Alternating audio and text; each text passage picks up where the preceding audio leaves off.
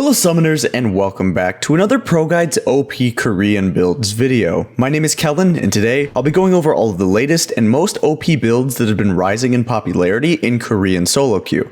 A bunch of you guys have been asking for our personal recommendation on this topic, as well as a video due to the preseason changes, and we're finally here to deliver it. There have been a lot of new OP and even wacky builds this patch, and some have shaken up the meta pretty substantially over in Korea. Some of the builds that you'll see here might even surprise you, so make sure you stay around until the end. Also guys, today's question of the day is which builds have you been using recently that are somewhat unknown? Me personally, I've been using Set on the PBE and I can't wait to share my knowledge of him in future ProGuides videos, so let us know your answers in the comments down below.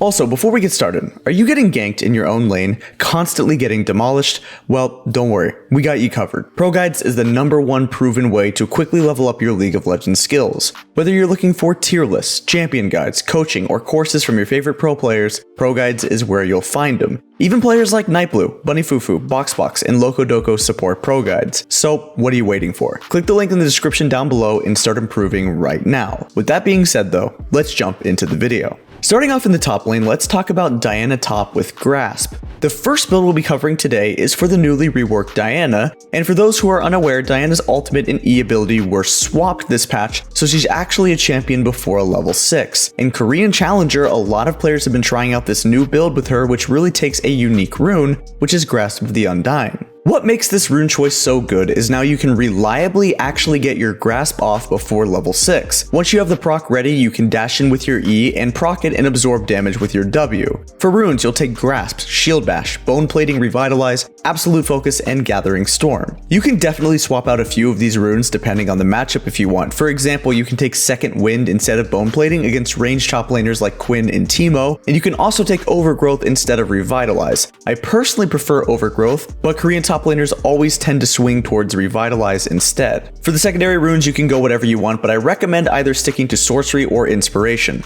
For items, you'll go Rod of Ages into Merc Treads, Nashor's Tooth, Zanya's Hourglass, Wit's End, and a Liandry's. Next up, let's stay with Diana and talk about Conqueror instead. Our analysts here at ProGuides believe that Conqueror is the best rune for the newly reworked Diana, but Grasp can be situationally better. If you are unsure of who the matchup is going to be, then it's probably safer to just go Conqueror because it'll provide value in any matchup. For runes, you'll take Conqueror, Triumph, Alacrity, Coup de Grace, Shield Bash, and Overgrowth. For items, you want to build the same thing as the Grasp build with Roa, Merc Treads, Nashor's, Zanya's, Wit's End, and Liandry's. Again, you can swap out these secondary runes with whatever you like. Shield Bash and Overgrowth do seem to be the best value, but you can do whatever you want. The third build we have is going to be for another non-traditional pick in the top lane, which is Nocturne. Nocturne right now is being played either in the jungle role or even in the mid lane as a solo laner, but a lot of Korean Challenger top laners have been playing him top. And I've tried this build myself, and holy cow, it's pretty broken. Your 1v1 potential is really high, and I often find myself solo killing the enemy top laner even before level 6. If you manage to even land one fear, then your opponent is going to lose a lot of health while you're practically still at full, and then you can heal yourself with your passive even if you lost a little bit of health. For the runes, take Lethal Tempo, Triumph, Alacrity, Coup de Grace, followed by Domination Secondary for Cheap Shot and Ravenous Hunter. You can also opt to take Conqueror against some tankier matchups if you're comfortable with losing the attack speed. For items, go Tiamat into Ninja Tabi, Sanguine Blade, Black Cleaver, GA, Wit's End, and make sure to finish off your Ravenous Hydra. If you're a top laner, I highly recommend checking out this build because it really will catch your opponents off guard and net you a ton of freelo. The last build we'll mention for top involves one of the most underrated top laners in the game, which is Yorick. Recently over in Korea, a lot of top laners have been playing Yorick once again because of two things. Number 1, the rework Conqueror, and number 2, Sanguine Blade. Once you purchase that item, you pretty much become unstoppable in the 1v1, and the enemy team will be forced to collapse on you while you're split pushing. For runes, take Conqueror, Triumph, Tenacity, and Last Stand, followed by Resolve Secondary for Demolish and Second Wind. For items, go Trinity Force into Tabbies, Sanguine Blade, Sterex, Guardian Angel, and a Visage. Here's a quick recap for all of the builds we have for top lane. Now, let's go ahead and move on to the jungle.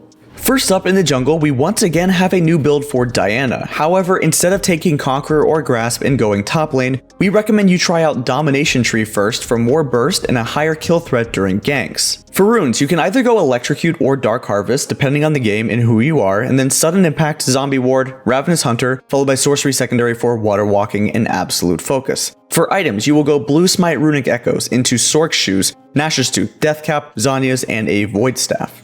This, of course, is a much more traditional Diana build, one that you were seeing a lot more before the rework, and it's pretty good at ambushing and catching out opponents when they are mispositioned on the map. The first two camps will be a little bit rough, but things will get much easier once you hit level 3. From there on out, your clear becomes super quick, and you keep most of your health bar. One tip that is really important, very similar to Lee Sin, is to utilize your passive. And the way that you do that on Diana is to spread out your abilities, that way you're getting the most value. Next up in the jungle, we have a very sleeper OP champion, one that you're really not seeing in the jungle at all, and even with a little bit of a different rune page, and that is Hail of Blades Poppy. One pro jungler by the name of Spirit has been hardcore spamming this build for the past few days, and it's definitely bringing him some great results. He's been wrecking havoc on the Korean Challenger ladder, and there's even clips of streamers getting extremely tilted while playing against it. What makes this good is your early gank potential becomes insane, and it feels much better than the previous Electrocute Poppy jungle or even Predator. For runes, go Hail of Blades, Sudden Impact, Eyeball Collection, and Ravenous Hunter, followed by Precision for Triumph and Tenacity. For items, it depends on the game, but Spirit usually goes for Blue Smite Warrior Enchantment into Merc Treads, Black Cleaver, GA, stuff like that. The last items usually shift between Spirit Visage, Randuin's Adaptive Helm, Thornmail, Knight's Vow, even Storm Razor, Maw of Malmortius. Pretty much anything that provides either AD or survivability really works here, and you'll have to give it a try and see how much damage this build really does. Next in the jungle, we have a build for Nunu. Nunu's popularity has recently dropped him quite a bit thanks to some nerfs, however Korean junglers have still been playing him. Most notably, there's a unique build that some challenger junglers are preferring to go when they are snowballing the game very hard. For runes, take Predator, Cheap Shot, Zombie Ward, Ingenious Hunter, followed by Precision for Alacrity and Coup de Grace. Here, however, is the twist. For items, go Runic Echoes, Moby Boots, Protobelt, Zanya's, Randuin's, and a Spirit Visage. I know that at first glance this build looks super troll, but don't knock it till you try it. It's actually not too bad because the damage and tank stats from the Protobelt really work surprisingly well with Nunu, and the cost efficiency of Protobelt is obviously amazing. Lastly, for the jungle, we have a build for Olaf. Overall, this build is pretty similar to the current standard Olaf build, but there are a couple of twists. For runes, take Conqueror, Triumph, Bloodline, and Last Stand, and all of these are pretty standard. However, for secondary runes, you'll get Nimbus Cloak, Water Walking, and then you'll even look for items like Blue Smite Warrior Enchantment into Righteous Glory, Ninja Tabi, Black Cleaver, Maw, and Randuin's. Nimbus Cloak is pretty underrated in the jungle as a rune because it makes your ganks so powerful. Having that extra movement speed when you smite a target is very helpful, and it gives your opponent little to no counterplay when they get ganked. Also, if you rush Righteous Glory, that makes you even faster and tankier, so tower diving is always an option. Here's a quick recap for all of the builds that we mentioned for the jungle. That's it for that role, let's run it down mid now. First up in the mid lane, we have another build for Diana. However, even though we're going to take Conqueror once again, you need to pay attention because this build path is completely different than the top lane one. For runes, take Conqueror, Presence of Mind, Legend Tenacity, and Coup de Grace, followed by Resolve Secondary for Overgrowth and Shield Bash. For items, you will then go Protobelt, Sork Shoes, Deathcap, Zanya's, Void Staff, and a Banshees. If you try out this Diana build but you don't like the Conqueror setup, you can definitely swap it to Electrocute in Dark Harvest with Sudden Impact, Eyeball Collection, Ravenous Hunter, followed by the same Resolve Tree secondary. It's just a matter of if you like the Conqueror or if you like the Domination pages. Next up in the mid lane, we have a brand new build for a champion that nobody really plays, which is Victor. However, in patch 9.24, Korean mid laners have been picking up Victor once again and using the brand new Omnistone rune.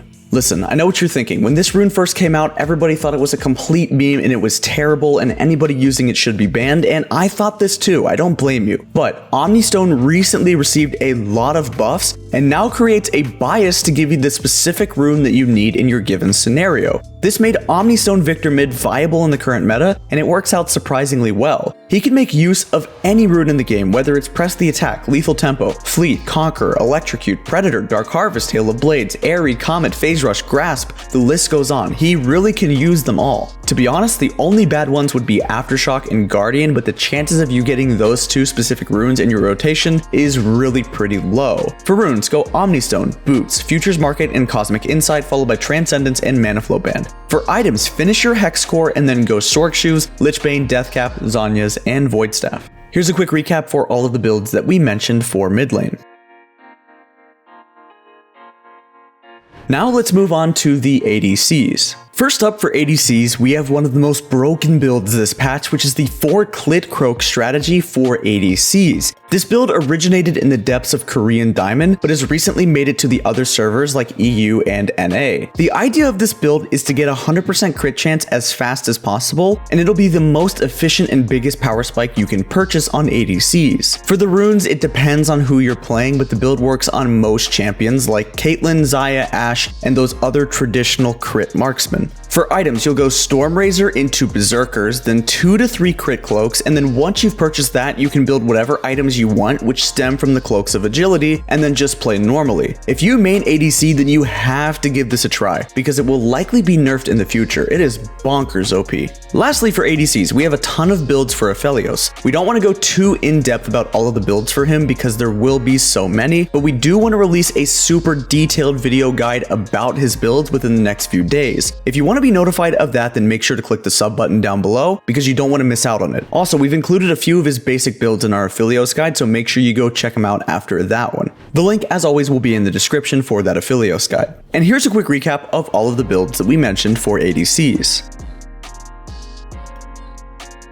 Finally, for supports, we're gonna start with Hail of Blades Bard. Now, this is an unusual page, but remember that Bard is an unusual champion and can usually take a multitude of items and runes. Korean challenger supports are using this against things like Ornn, Pyke, and Nautilus, and other melee supports who are going to have a tough time trading back with you. This is going to be used in matchups that you can get a lot of free auto attacks in. For runes, go Hail of Blades, Cheap Shot, Zombie Ward, and Relentless Hunter, followed by Biscuits and Cosmic Insight. For items, you'll go Shard of True Ice, Moby Boots, Twin Shadows, Shirelia's, Redemption, and a Liandry's. This next build is for a support who's recently received a lot of balance changes, and his name is Braum. Korean supports have been playing a lot of Braum recently, and they're convinced that he's now a super strong champion. For runes, there are 2 specific paths that are trending right now with either Guardian, Font of Life, Bone Plating, and Overgrowth with Perfect Timing and Minion Dematerializer, or you can go Glacial Augment, Perfect Timing, Biscuits, Approach Velocity, Font of Life, and Second Wind. The item paths, however, sometimes get pretty spicy. Firstly, you'll rush the fully upgraded Relic Shield, then Moby Boots, Shirelia's, Zeke's, Gargoyles, and Redemption.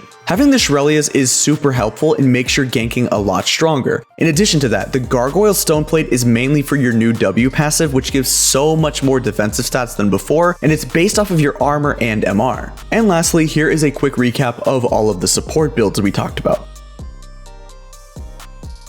That's gonna do it for our OP Korean builds video. If you enjoyed watching this, then please be sure to leave a like, comment, and subscribe to our channel down below to be notified of all of our next videos. Make sure you check out our website for in-depth content and guides that were made by your favorite pro players. Thank you so much for watching, and I'll see you guys on the Rift.